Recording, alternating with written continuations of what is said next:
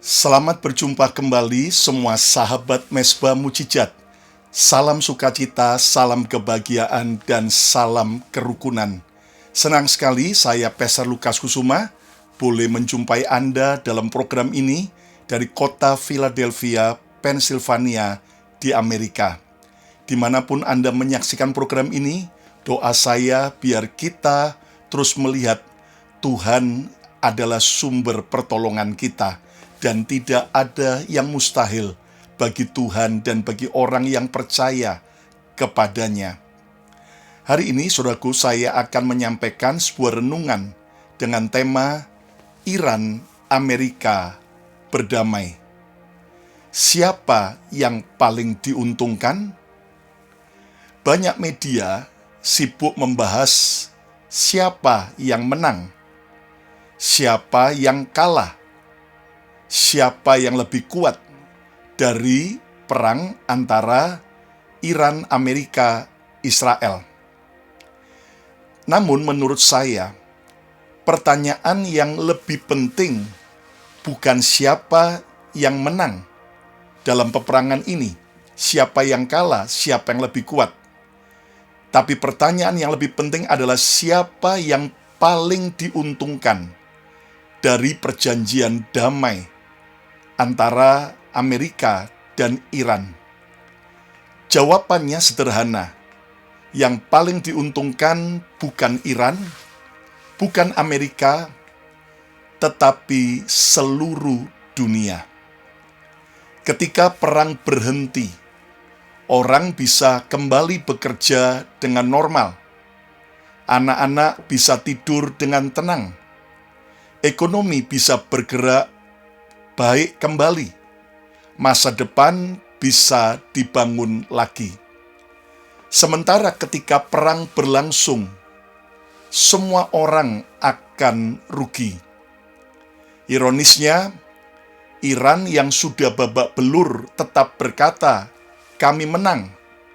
Dan jujur, ibarat seperti orang yang rumahnya sudah kebakar, sudah hancur, tapi terus berteriak, "Kami menang." Tanpa sadar, kita sering melakukan hal yang sama. Bertengkar dengan pasangan, tidak saling bicara berhari-hari. Rumah penuh ketegangan. Bertengkar dengan teman kerja, dengan orang lain, lalu mulai timbul keributan, permusuhan, dan ketegangan. Tetapi di tengah konflik itu, kita sibuk berkata, "Yang penting aku menang." Memang mungkin kita menang argumen, tapi kalah hubungan. Memang mungkin kita menang ego, tetapi kalah dalam keluarga. Mungkin kita menang debat, namun kalah dalam persahabatan. Menangnya hanya sesaat, tapi kalahnya jangka panjang sampai ke masa depan. Inilah masalah generasi hari-hari ini. Kita lebih suka menang daripada berdamai. Kita lebih suka membuktikan diri benar daripada memulihkan hubungan dengan yang lain. Kita lebih suka menyerang daripada mendengar. Lebih suka membalas daripada mengampuni. Lebih suka mempertahankan gengsi daripada mempertahankan kasih. Padahal, tidak semua pertempuran layak dimenangkan. Ada pertempuran yang kalau kamu menang, kamu justru akan kehilangan sesuatu yang jauh lebih berharga. Ingat, setan tahu satu hal. Kalau dia tidak bisa menghancurkanmu, dia akan membuatmu bertengkar, ribut, berkelahi, karena konflik selalu menghasilkan apa yang iblis suka. Itulah kepahitan, kebencian, dendam, kecurigaan, jarak, dan permusuhan. Sementara damai menghasilkan sukacita, kepercayaan, kesatuan, pertumbuhan, bahkan berkat. Tidak heran Alkitab berkata, berbahagialah orang yang membawa damai. Yang setuju, ayo coba ketik katakan, saya mau menjadi pembawa damai. Kebahagiaan bukan bagi yang memenangkan semua pertengkaran maupun pertikaian, namun kebahagiaan milik orang yang membawa damai. Perdamaian itu mahal di awal, tapi indah di akhir. Sementara perang selalu mahal di awal, tapi diakhiri dengan jauh lebih mahal, kehancuran dan kerugian besar.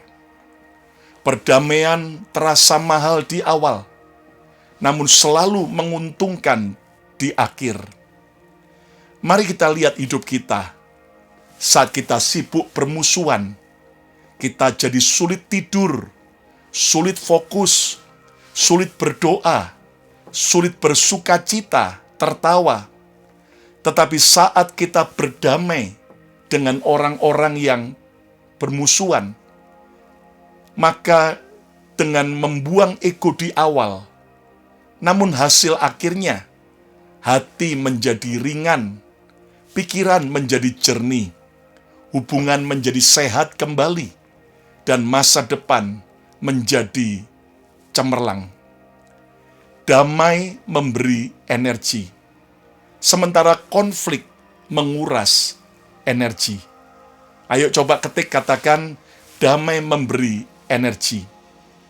Jadi jangan hanya mencari damai, tapi ayo hari ini, rawatlah damai. Ini yang sering kita lupakan. Membangun damai itu sulit, namun menghancurkan hanya butuh satu kalimat, satu komentar yang pedas, satu postingan yang menyakitkan, satu gosip yang jahat, satu ego. Karena itu, damai harus dirawat dengan baik setiap hari. Yang mau coba ketik katakan, saya harus merawat damai. Bagaimana kita merawat damai? Dengan mengalah sedikit, mendengar lebih banyak, mengampuni lebih cepat, menghakimi lebih lambat, mengasihi lebih dalam. Nah, Iran dan Amerika serta Israel akhirnya menyadari melanjutkan perang lebih mahal daripada menghentikannya. Pertanyaannya, berapa banyak hubungan dalam hidup kita yang sebenarnya bisa dipulihkan sejak lama, tetapi masih rusak? Karena apa? Karena gengsi, karena ego, karena dendam. Berapa banyak persahabatan hancur karena tidak ada yang mau meminta maaf. Berapa banyak keluarga yang terpecah karena semua orang ingin menang. Hari ini yuk kita belajar. Dalam hidup ini bukan soal menang kalah yang terpenting, tapi kerukunan, kedamaian, terutama dalam pernikahan kita, dalam keluarga kita, dalam komunitas, gereja, pekerjaan, antar agama. Karena sebetulnya damai itu indah. Coba ketik katakan, damai itu indah. Nah, 3 pelajaran lebih baik memilih perdamaian. Yang pertama, dalam perang tidak ada pemenang yang benar-benar menang. Saya ulangi lagi, dalam perang tidak ada pemenang yang benar-benar menang. Perang selalu meninggalkan luka, trauma, kehilangan, kehancuran, kerugian. Bahkan ketika ada yang menang secara politik atau militer, rakyat biasa tetap membayar harganya. Karena itu ketika kedua pihak akhirnya duduk dan menandatangani perdamaian, sebenarnya mereka sedang mengakui satu hal: melanjutkan perang lebih mahal daripada mengakhiri perang. Ayo, hal yang sama, lebih baik kita mengakhiri perang dalam keluarga dengan orang-orang lain, karena tidak akan ada yang menang ketika perang terus terjadi. Kedua-duanya akan sama-sama rugi. Pelajaran yang kedua, kedamaian selalu memberi keuntungan lebih besar daripada ego kita. Kedamaian selalu memberi keuntungan besar daripada ego kita. Ego berkata, saya harus menang. Saya harus bisa menghancurkan orang yang saya benci, yang tidak saya sukai. Tetapi kedewasaan berkata, kita harus berdamai. Itulah sebabnya dunia menyambut baik kesepakatan perdamaian Iran-Amerika. Bahkan Sekretaris Jenderal PBB menyebutnya sebagai langkah penting menuju berakhirnya konflik dan stabilitas dunia. Karena perdamaian membuka perdagangan normal kembali. Perdamaian membuka pertumbuhan ekonomi. Perdamaian membuka investasi dan kesempatan hidup yang lebih baik. Sedangkan perang hanya membuka kuburan baru. Yang ketiga, yang terakhir, kerendahan hati, jaminan bagi masa depan cemerlang. Jangan menjadi orang yang suka babak belur, tetapi masih sibuk membuktikan bahwa dirinya menang melalui peperangan. Lebih baik menjadi orang yang berkata, saya mau belajar merendahkan diri. Saya terluka, tetapi saya mau dipulihkan. Saya salah, tetapi saya mau berubah. Saya kalah, tapi saya mau belajar lebih baik lagi. Karena orang yang terus mempertahankan gengsi, ego, kesombongan, justru akan kehilangan masa depan. Tetapi orang yang merendahkan diri akan menemukan jalan kemenangan.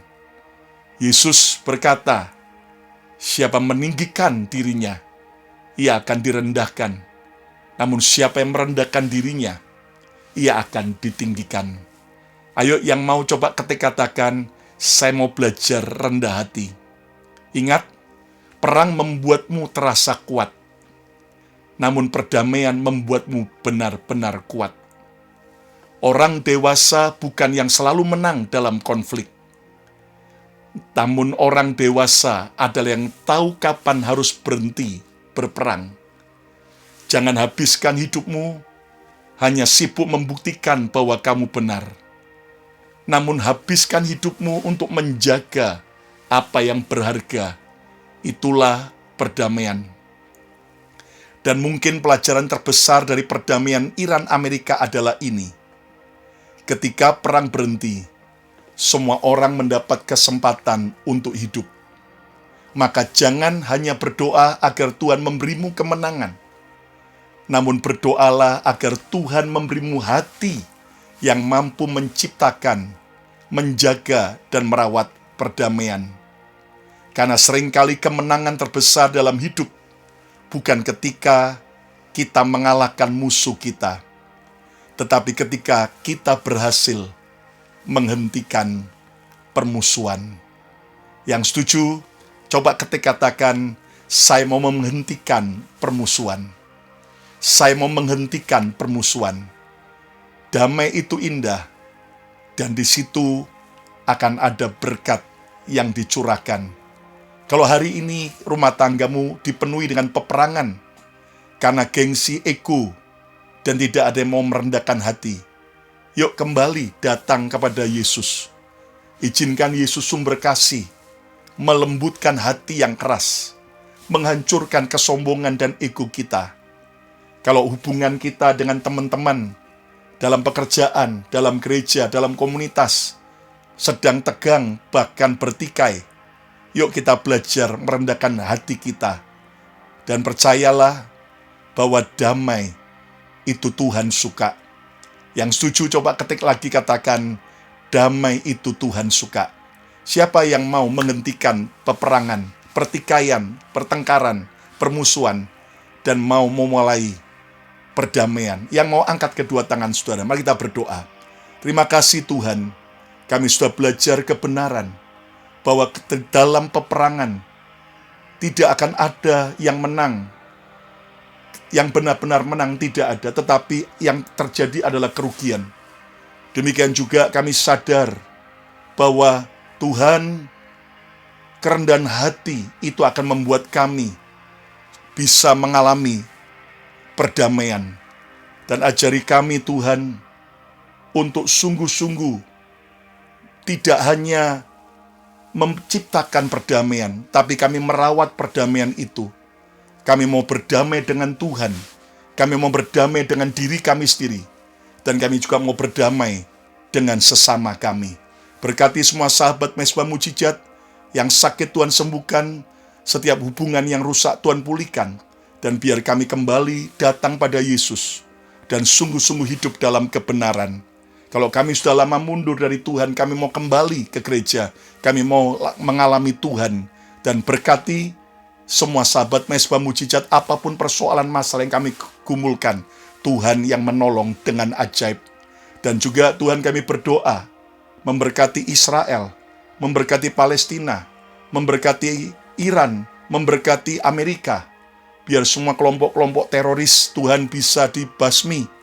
Tetapi benar-benar supaya ada damai atas Timur Tengah, atas Amerika, atas Indonesia. Berkat-Mu atas bangsa-bangsa. Terima kasih Tuhan. Dalam berkat Bapa, Putra, Roh Kudus dalam nama Yesus. Tuhan menyertai dan memberkati kita. Yang percaya mau hidup dalam perdamaian, sama-sama katakan amin, amin, amin, amin. Ayo coba ketik katakan, saya mau hidup dalam perdamaian. Damai itu indah, damai itu Tuhan suka. Dan saudara sekalian, jika Anda diberkati oleh program ini, jangan lupa untuk share kepada teman Anda, komen yang baik, pencet like-nya, jempolnya, dan subscribe YouTube channel Bethany Miracle Center. Silakan follow Instagram saya Lukas Kusuma, Instagram Bethany Miracle Center. Dan program Mesbah Mujizat hadir tiap hari Selasa dan Jumat jam 7.30 malam waktu Jakarta. Hari Senin, Rabu, Kamis, dan juga Sabtu akan ada juga tayangan dari YouTube channel Bethany Miracle Center yang akan memberkati saudara. Dan juga tiap hari Minggu ada 2 kali ibadah secara live yang kami tayangkan dari Bethany Miracle Center di kota Philadelphia, Pennsylvania di Amerika. Hari ini apapun masalah dan pergumulan kita, apapun pertikaian kita, yuk kita datang pada Tuhan. Percayalah, bagi Tuhan tidak ada yang mustahil. Tuhan mau kita merendahkan diri, Tuhan mau kita menjaga dan merawat kerukunan. Saya Pastor Lukas Kusuma mengucapkan berkat Tuhan buat setiap saudara semua. Sampai berjumpa kembali. Tuhan Yesus memberkati.